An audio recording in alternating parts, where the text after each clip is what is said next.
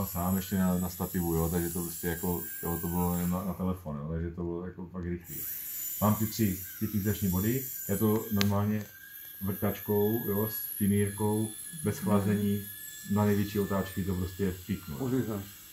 Jako stává se, jako, že musí člověk opatrný, musí pod tím mít ubrousek, jo, že stávalo se, že třeba to člověk jako štípne to, pak to musí dát znova, jo, nebo spadne mu to někde, prostě oštípne se, to není pevný, toto je fakt strašně měkký ten materiál, jo, to je prostě, chytnete to, upnete, jo, prostě, jo, takže takhle se vlastně oddělají ty,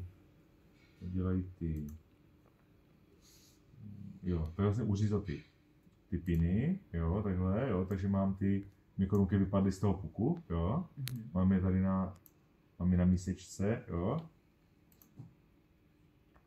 a to jsou vlastně ty korunky s tím, jo, jako uřízným pinem. Pak vezmu zase tu finírku a musím to teda jako začistit. To je největší jako oprus, tady toto jako červenou nebo žlutou?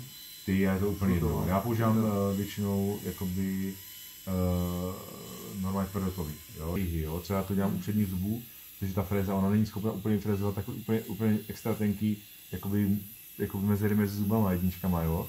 Protože vždycky tam je nějaké omezení, ta freza má vždycky nějakou půlmilimetrovou jakoby sílu, takže mi to nevyfrezuje, jo, úplně, takže toto je, a teďka to byla ta otázka, jo, že mám pece. Toto je sintrační pec, to tady dokáže udělat 30 stupňů, jo, takže mám to na takové keramice v podložce, já ty korunky, které mám opracované, jo, které očištěné, tak já dám na keramickou podložku, nastavím si program, jo, a to mám ten Zirket, jo, právě.